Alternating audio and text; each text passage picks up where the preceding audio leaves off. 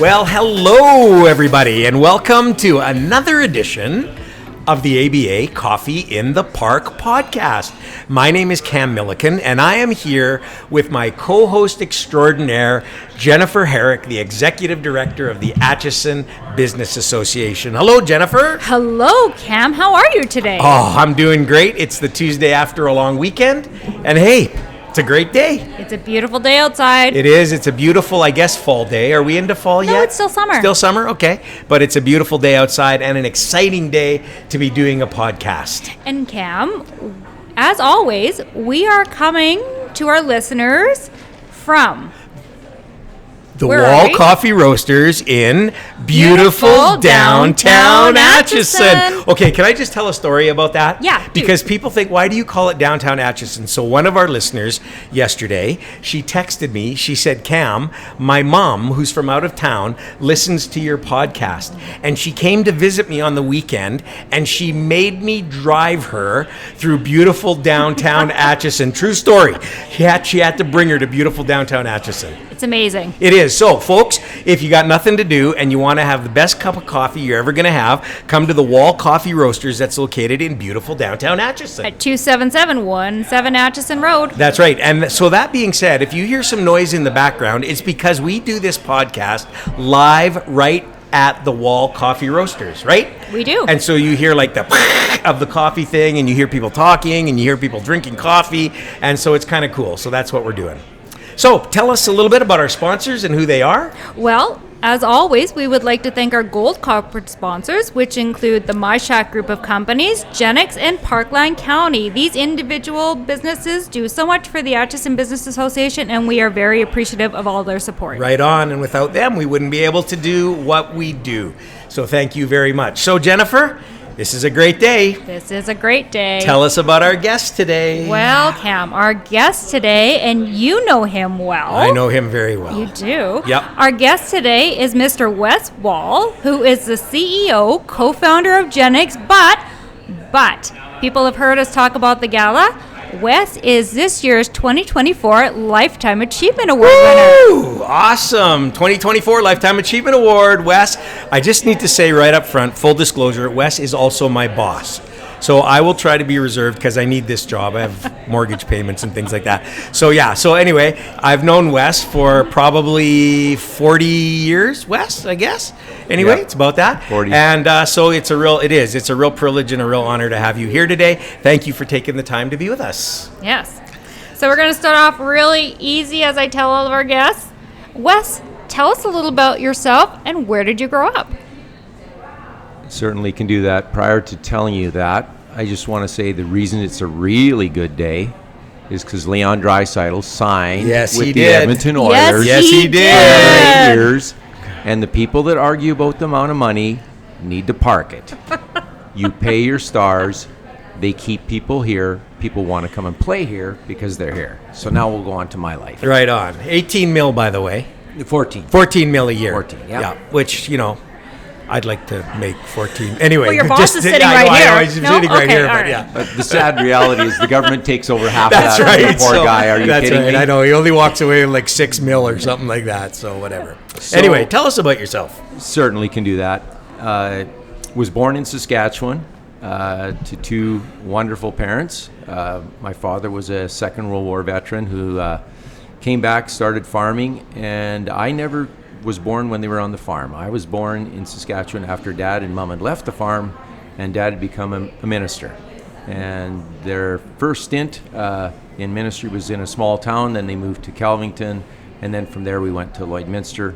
And my earliest memories were Lloydminster. That's where my earliest memories of growing up. So you were born in Calvington. Calvington, Saskatchewan. Correct. So you're from Saskatchewan. I'm from Shout out. Saskatchewan. She's This from is why we Saskatchewan. get along so well, I know, Wes. because you guys are both from Saskatchewan. You know what? Yeah. The best people come from Saskatchewan. Yeah. Don't you Do agree, you guys Wes? still speak Yes. Saskatchewanese? I just Well, want to know. you know. No, Okay, but just listen, just so you know, majority of Saskatchewanites came to help build Alberta. Absolutely. He's not wrong. Telling you that for free. I like that. That's good. All right. So sorry. Keep Yeah. going. Yeah. Then from Lloydminster, we were there for 9 years, then moved to the city of Drumheller, Dinosaur Valley, and those were wonderful memories in that city. That community embraced our family.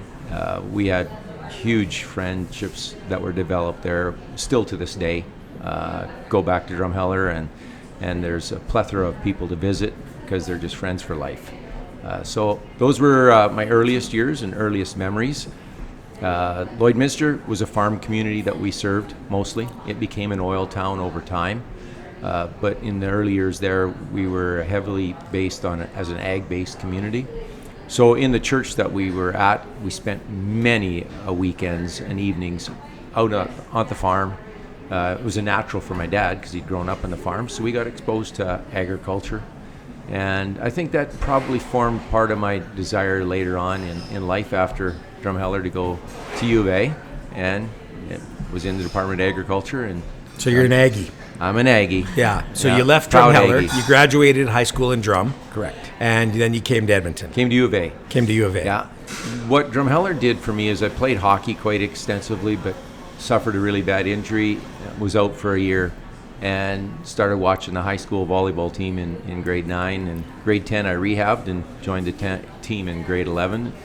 And our team was fortunate enough to have a fantastic coach, Ian Jones, and we were perennial provincial champions Wow. for Wow. many years. Pretty cool. That's So awesome. in grade 11, we lost in the semifinals, which we shouldn't have. In grade 10, won the provincials, and in grade 12, we repeated and won in my graduating year provincial finals. Fantastic. Cool. Yeah. So that was my early exposure, and then when I came to U of A, started playing for the Junior Bears, and in 1980, we went on to national finals as the Bears, and we won the national championship. So that was my passion for volleyball has been locked in ever Wow. since. So all the universities in Alberta, the Bears were number one. You guys won. Yeah, and the Bears have been perennial champions I was gonna for say, many years. They repeat They've a been lot of known, times, yeah. or if they don't, they're always in the semis or Right. the finals. They're a solid organization, and so are the Pandas. Yeah, I was going to say, I know that you support the Pandas very heavily.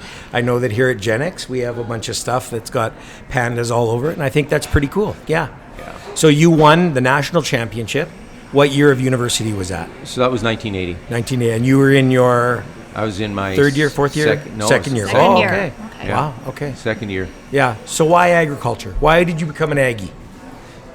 You know, two things that happened. Sure, I had the influence from those early years of living in those small towns, being associated with agriculture and farm families that came to our churches. But when I came to U of A, I first enrolled in sciences, and then one of my best friends from Drumheller, his uncle was heavily involved in agriculture. And he called up Jimmy and said, you and Wes should go into this program called plant protection. In California and the U.S. it was called integrated pest management.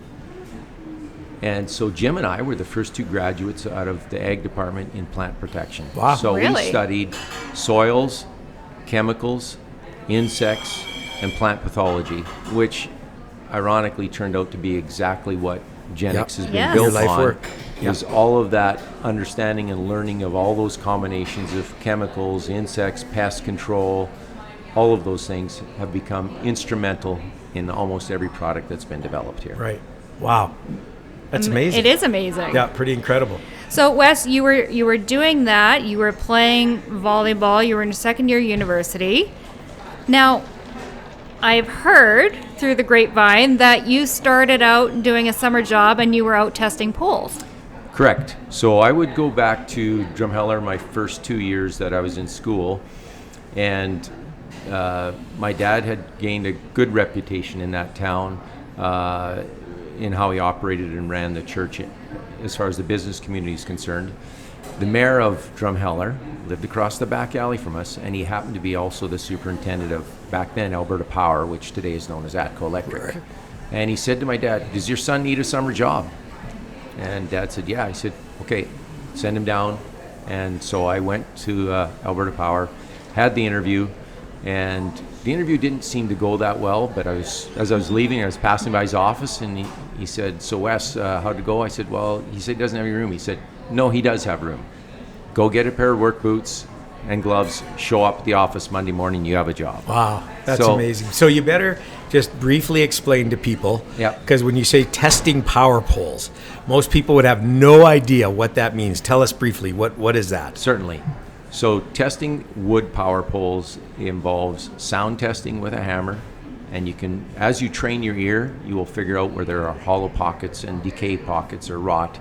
And then you drill holes in the power pole at a certain prescribed method and determine the amount of decay that's there. And then you follow it up with a treatment that's going to kill the decay and extend the life of the wood poles.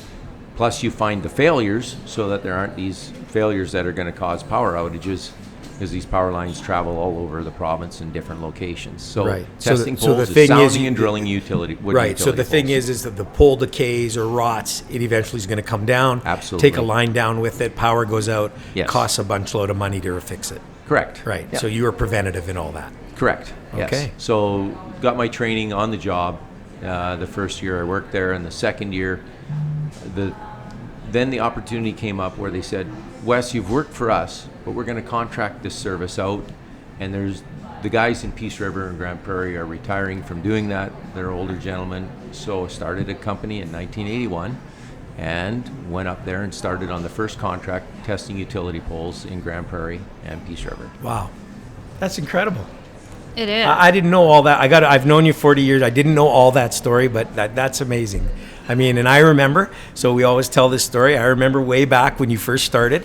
One day I went with you and, Yes. and Cal out into the field just for something to do. I guess you thought I needed to see how you guys or what you guys did. And it's not easy work, let me tell you. It's hard work. Yeah. Like, it's tough work going out there. It is, yeah.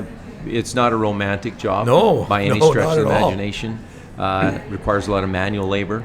And so you say, you went to university just to take a shovel and dig holes around a power pole and drill holes in them in the hot weather, day in and day out. Yeah.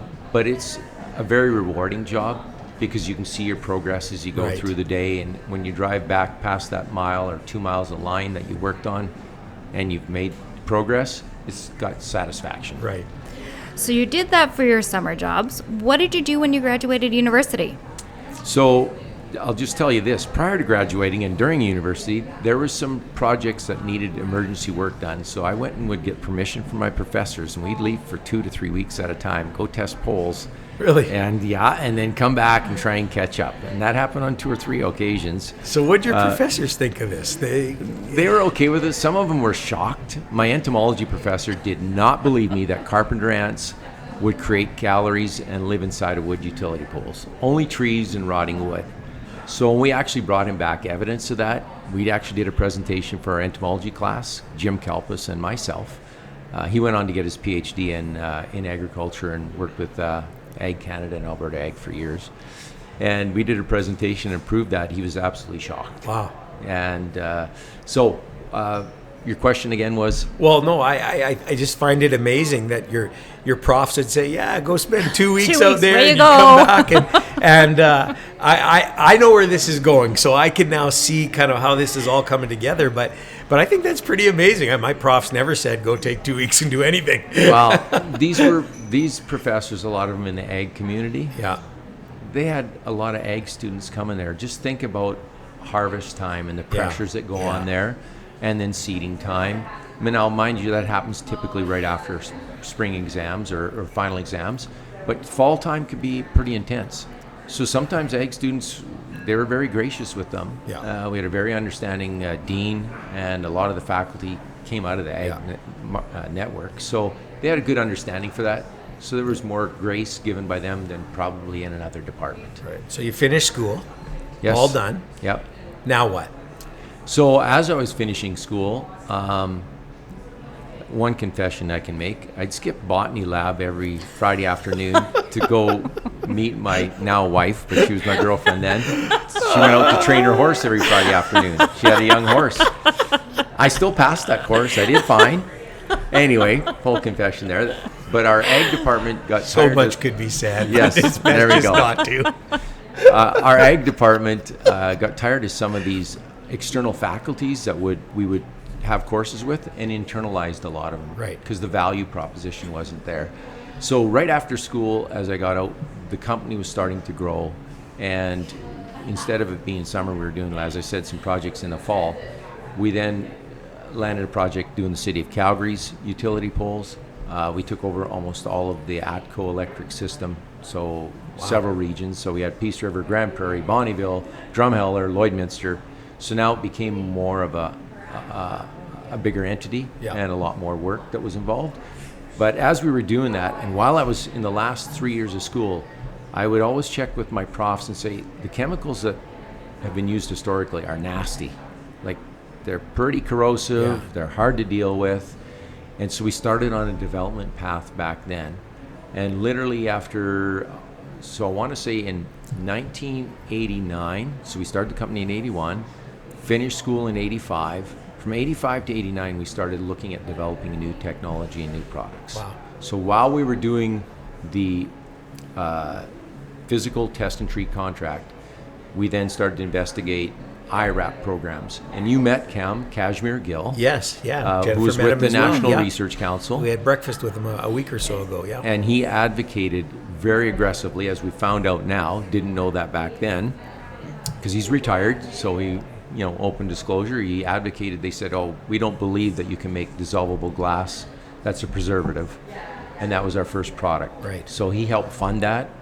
We funded it. The IRAP funded it, did the work at the Alberta Research Council, and developed our first patented technology, which was called the Cobra Rod, which is dissolvable glass. It's a wood preservative. That's as safe can be from a user standpoint. So we could get away with not using those toxic, nasty chemicals anymore. Yeah. And Alberta Power back then adopted our technology, and they've been a real facilitator for us on trying new technologies or new initiatives or innovative approaches. And it's worked out extremely well for them. They have a very resilient pole plant, as we call it, or utility pole program that's very reliable and very economical. Yeah. That's amazing. It is amazing. It is. And I mean, I've had the pleasure of touring the plant here at Genics, and just to see them make it and to see the product it's fascinating. Yeah.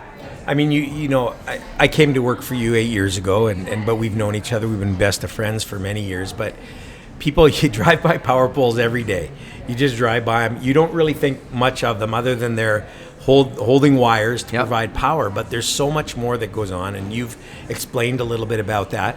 And then you decided you came up with the copper boron rod, and that goes into the pole. Yes. And protects the pole from rot and decay and insects and all those kinds of things, and gives the pole years more life, which means it saves the electrical company mounds of dollars because they don't have to replace poles as often because you're saving the poles. And again, I think it's one of those things where you just drive by them and you don't think anything of it, but your technology has been a game changer in I'm going to call it the energy industry. It really has. And you now sell around the world. Yes, we do. And you manufacture everything right here in Alberta, right here in Acheson. Yes, right here in Acheson. Right here in beautiful downtown Acheson. Yeah, that's right. That's where the plant is. Yeah. And it's amazing. It's absolutely amazing. And I just think it's incredible. And people, again, they would just never know. And it's wild. Anybody I've ever toured through the plant, so, from time to time in my job here, I tour people through our plant. They just shake their head and go, I never knew. I just never knew. And this was all rattling around in your brain, you and some other people, but mostly yours. And you came up with this. Yeah, I hate to take credit for a lot of things that happened here because you get so much help from so many people that get things moved forward. A lot of times people like to take the credit to just themselves. Yeah. It doesn't work that way. If they're really being truthful, you have an entire team that surrounds you, that supports you. I would be remiss to not say, if I wasn't married to the woman I was married to, none of this stuff would exist. Yeah. She sacrificed. When you're an entrepreneur, it's not all a gravy train. No. It goes through roller coaster rides. Yeah. And I remember our first ever oven that we built, or kiln we built for manufacturing the glass, got a call from the engineer, and the oven basically melted and was destroyed. And it was a $600,000 touch. He said, "You're probably going to fire me." And I said, "No, let's go find every clay pot oven we can in the city, and we'll make them manually," because we had an order from Ontario Hydro that we had to deliver in 2 weeks. Wow.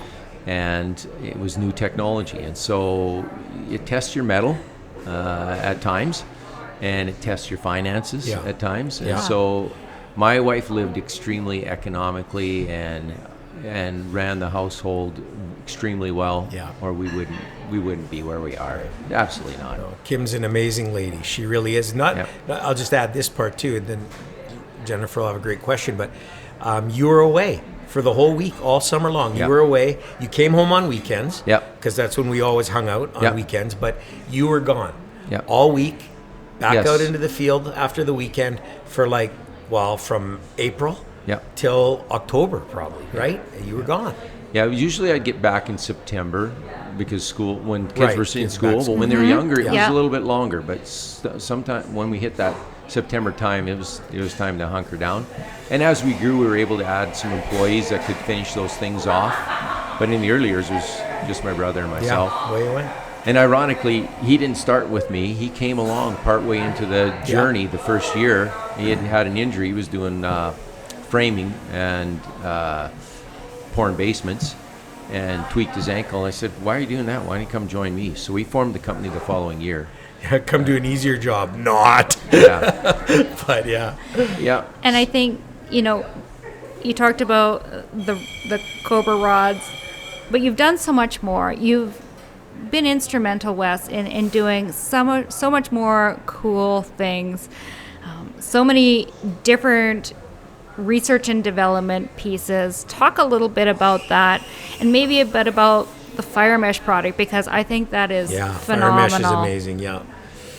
Yeah, we've developed many different technologies. We'll hinge on that on the Fire Mesh. So working with utility poles, we used to paint a product on there. And the issue with wood that people don't realize is wood needs to breathe. If it doesn't breathe and you have a highly durable membrane or coating on it, if water gets in, water can't get out, and then it advances the decay. So we needed to have a breathable system. And in 2012, I looked at using a grill system, and we could not come up with the right mixture to put on it or polymer to put on it at the beginning. And why? A lot of fire retardant technologies, they develop a lot of smoke. Smoke will kill before fire, because usually it's the smoke inhalation that gets people. Yeah. So we not only wanted to have a Class A fire retardant for flame spread, but we also wanted to have a low smoke. And it took years and years. And finally we came across a guy in Europe that had a polymer that didn't produce as much smoke. And so we combined that with our technology. And we work with a sister, I call them an alliance partner. They're a competitor, but also an alliance partner in Edmonton area that produces another polymer system for us. Combining the two gives us a fabulous result. And so the Fire Mesh technology, during the wildfires, we experimented in Fort McMurray, worked extremely well. We knew we had something. We filed patents, and then commercially started to produce that material in 2017, 2018. And then last year, during the massive wildfire issues, Yes. ATCO Electric seen that there was a tremendous amount of success with the technology, and so they developed a full-scale program. And here goes again the recognition. If you don't have a good alliance partner or a good trusted customer, you're not going to get anywhere. Yeah. So that relationship with ATCO has been huge. Yeah. I thank them constantly for their relationship with us. So that technology has been adopted by California, all along the West Coast. I think we have now 25 utilities in Canada, Costa Rica, Australia. Other jurisdictions are now buying that technology. That technology now has the ability to move into the Alberta building code system. Yes. And be used in wildland-urban interface and outside of cities for protecting houses, barns, you name it, from fire. Yeah. And so it's just a matter of getting the regulatory people to recognize that and put it into the marketplace as a requirement. Then these people will lower their insurance premiums, and they will have a very resilient wood structure that's going to be sustained from fire. So just let me explain, because I know this, for some people, they're like trying to fathom all of this. So it starts out as a mesh that wraps around a power pole, and in the event of a forest fire coming through, obviously the fire destroys all the wood around it, but this mesh protects the pole, it saves the pole. So again, the utility company doesn't have to come in and replace a whole bunch of poles. The poles were saved by the mesh, and it has a very, very, very extensive high heat resistance, and saves the pole. And now, as we move into, sorry, I say we because I work with you on this, as we move into the construction industry, we're looking to do the same thing for housing, so that again, a fire comes through, the house can be protected, the roof is protected from burning by having the fire mesh on there. So it's an amazing product, and like you said, it's shipped all around the world. Yeah. We've been to Australia, it goes to New Zealand, it goes Fiji, down in California. All those fires you see down in California, fire mesh is being used in many of those districts on their poles, those kinds of things. So it's an absolutely amazing product. You received your patent on it this year, which is amazing, absolutely amazing. It's incredible. But you know what? Above all that, I know you're one thing about you that means more to you than anything else. You talked about Kim, but your family and your grandkids. How many grandkids do you have? So we presently have 9 grandchildren and 2 more on the way this month. 2 on the way, yeah. And our grandchildren, my wife's and my grandchildren, are more important than anything. Yeah. And our relationship with them is extremely important. Yeah. My wife puts a ton of energy into them. In fact, I think one of them was over today. We were with them yesterday, the day before that. Yeah. So there's rarely a day goes by that we aren't involved with them. Or for those that live in the U.S., there's constant FaceTiming that goes on with them on a regular basis, and we try and get down and see them as much as possible. In fact, I wanted to avoid the gala because my granddaughter's We know. is the next morning, so I'm going to be taking the red eye out after the gala so I can get down there, because that's critical. Yeah. And I avoided interviewing someone of very high importance and gave it to one of our board members so I could be in Drumheller with her for her birthday last year. I know. Yeah. No, I know you and we appreciate the fact that you're going to be there, but it's an honor well deserved for sure. But yeah, we're glad you're going to be there. We do. So again, like with so many of our guests, we could go on and on listening to your story because I think it's fascinating. And you've done such amazing things, Wes. And I know I so appreciate the fact that you let the ABA, have office space here at Genics. It really means a lot. For those, I actually want to mention, Wes was also one of the founding members of the Acheson Business Association when we talked with Kathy Duell. We had Kathy Duell on last week. Yeah. And she and Wes were the founding members of the Acheson Business Association. Yeah, so pioneers. It's fantastic. It is. Yeah. So we do have a final question that we ask all of our guests. We don't let them know what that question is. So here we go. What's the best piece of advice you've been given, either personally or professionally, that you carry with you to this day, Wes? The best piece of advice I can give to anybody is very simple for me. I have a deep faith in Jesus Christ. Trust Him with my life. He's the one who's given us insights on all of our innovation. It wasn't just thoughts in my brain. And I'm very thankful for that. That's been a guidepost for us from a business standpoint, from a personal standpoint, from a family standpoint. And that would be the advice I would give to people, is adhere to your faith because it's extremely important to you. It will carry you during the low times. Yeah. It will show you great excitement and reward during the high times. But if you aren't grounded in that, with all the craziness that goes on in the world, you'll lose sight and you'll lose your focus. And if your focus is based on that, then all the business stuff will fall into place and the personal life will fall into place. So to me, that's extremely important. Yeah. That would be the advice I'd give to anybody. They might not want to adhere to Christianity, and I won't debate them on that, but I just know what it means to me, how impactful it's been in my life. Growing up in the home I did, I watched and seen many things, and my dad and my mom lived a very good life in terms of values-based lifestyle, and it's served me extremely well. And I was blessed to find a wife who was hardwired even more so than me in that area, and that served us extremely well. So that would be the advice I would give anybody if they were to ask. Well, it's an honor for me to sit here with you. We've known each other a very long time. You're one of my best friends. You're my boss. That combination seems to work pretty good. Some it doesn't, but this one seems to work pretty good. I knew your mom and dad very well, and they were a huge influence in my life. You're a huge influence in my life. I'm honored to have you as my friend. I'm honored to have traveled some roads with you, the good ones, some of the bad ones. Yep. But we've traveled them together, and I just think it's amazing what you've done. I admire you. I look up to you, and I just think you're awesome. And I want to thank you for taking the time today.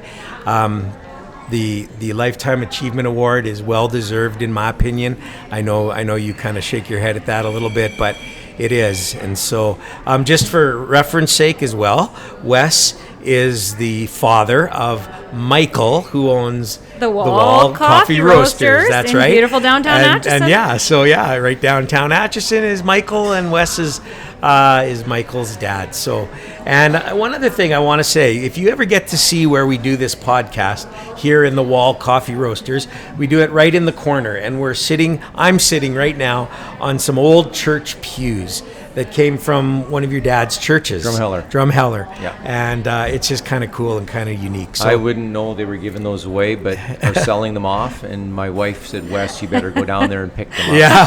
So we did. It's great. They are great. This is my second office right here, and I love sitting here. It's awesome. Thank you, Wes. Thank you, Wes. It's awesome. It's One been last awesome. thing, if I could say before we go, and I just wanted to give a shout out to the ABA and thank them for all they do for all the businesses in the park, for advocating for us, whether it's with the county or whether it's with the government, the provincial, federal, whatever it happens to be. And also thank the ABA for accommodating their space so that Bow Valley Credit Union could bring a bank to Acheson. Yeah. And I think we're one of the few business parks, probably in Alberta, that has a bank. That's right. In Absolutely. the industrial park. We have Yeah. lots of good banks that support us as associate members. Yeah.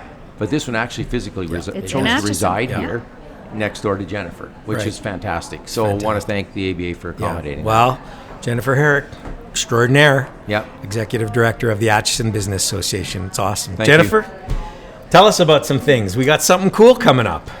Well, we've got a couple cool things Yeah. coming up, actually.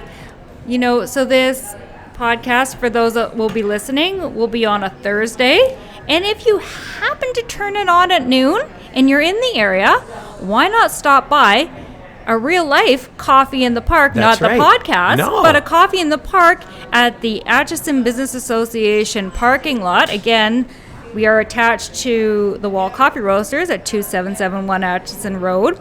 We're going to be having some food trucks. That's right. 2 food trucks. Including one of our first podcast guests, Jan Mitchner. That's right. So come on down and grab some food and have a little bit of fun.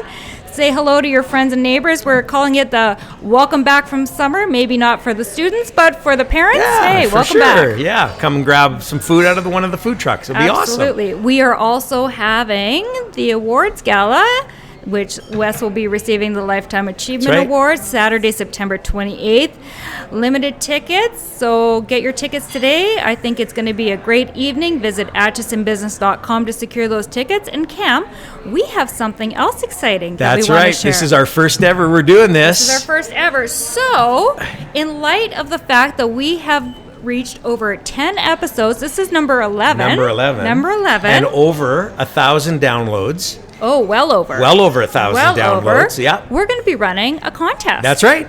So, in order to participate in this contest, we would like you to like, follow, and comment on your favorite episode on the Instagram page of ABA Coffee in the Park Podcast. That's right. ABA Coffee in the Park Podcast Instagram page. Instagram page. Yep. The winner will receive a wonderful prize package, including some of Michael Wall's wonderful roasted coffee Yeah. and 2 coveted ABA podcast Coffee in the Park mugs. That's right. And those mugs, they're going fast. And I think people are putting them on Facebook Marketplace, selling for 10 times what they're worth. Not really, but one day maybe.